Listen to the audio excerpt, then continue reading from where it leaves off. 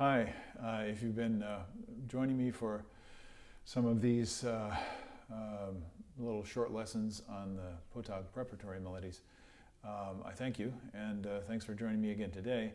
This is number 32, and this is a waltz. A waltz can be at various tempos, but it's kind of a circular feeling because it's a dance. It's a swirling, circular feeling. And it's in one, and so you don't have a metronome marking here, but you have some kind of idea of what it should feel like. Now, a waltz was a very popular dance when it came into being, and I'm not going to give you a history lesson here, but what you always want to keep in mind when you're playing any kind of music is where is the dance? There's some kind of dance in it, and there's a lot of other things in it too. So I'm going to go ahead and play this one. Again, this is a little bit longer, so 5 lines of music with the dal segno, so now 7 lines of music. Pretty manageable, and that allows you to really dig in and have the fun, the enjoyment of, as I said before, kind of tasting those ingredients and improving the quality of the ingredients that you're using, whether it's the quality of your sound, your dynamic control, your articulation, line, whatever it might be. And these are things you can listen to and work on one at a time. So that way you're kind of always building something. It's a great way to approach music. Okay, here we go.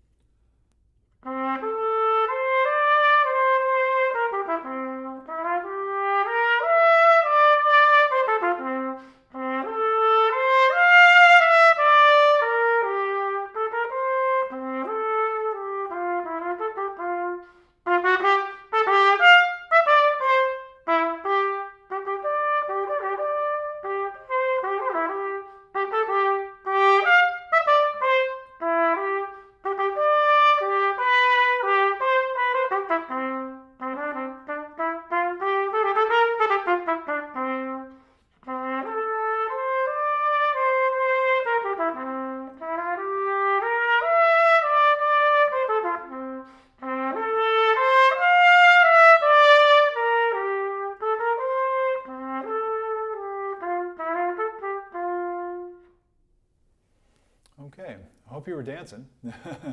I was, and you might have seen that in my body movements. What is something that you may notice when you're working on this? I hope you notice how the music is made, and I'll give you a little hint.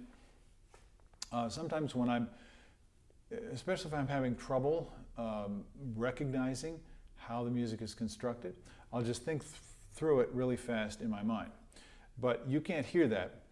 So I'm going to do it like super speed. I haven't done this on this piece, but you'll see. And with the idea of doing this is you'll hear, if you didn't hear it the first time,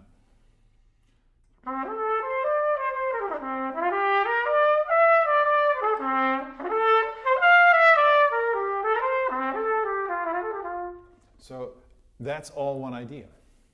And when we're playing it slow, we can get too much involved in what's happening right now and kind of disconnected from that flow of the line.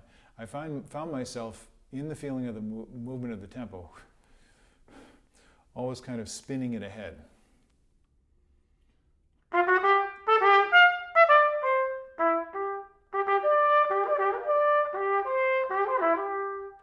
So that little spot there gives you, may give you some issues. And one of the biggest things that we have to deal with is we need to be servants of the music. So if you could sing it, da da dee da dee, da da da dee da dee, you'd have that swing feeling in the right tempo. But playing it on the trumpet, it goes by pretty quickly, and you have some pretty big slurs, and it's soft. So that may cause you to want to, or feel like you need to slow down in order to kind of navigate your way through those notes. Good, slow it down, but don't get stuck there. If you have a technical issue that's keeping you from being able to play those with easy facility,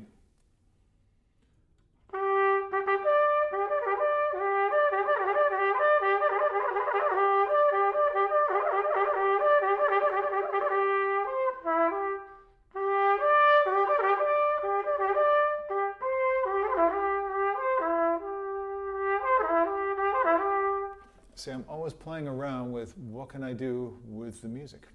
What do I hear the music saying to me? And that's going to tell me what I need to work on in terms of my skill. So that spot might cause some problems.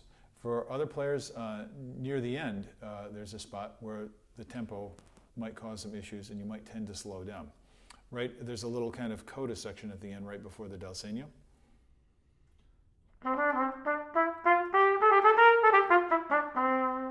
And I slowed it down. There's no retard marked, but I need people to know something is going to happen next. And if I just play dee da da da da da da, okay, I can hear harmonically something's going to happen. I might do a retard, I might not. See, this is the fun. You're kind of exploring. But you see that dotted rhythm in there?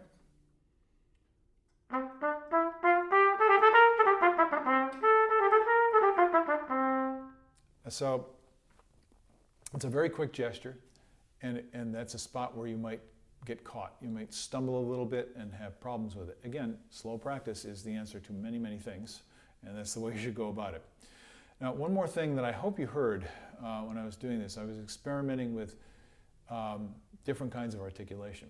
So you see the line which is marked as a slur but also has staccato dots on it. It's confusing to a lot of people, and it's open to interpretation.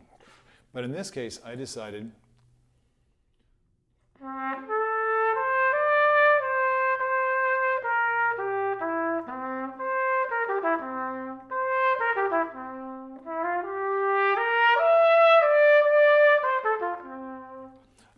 to do something, a very, very light articulation and connected notes like a slur, but that's one of those ingredients that I was talking about. Then later on,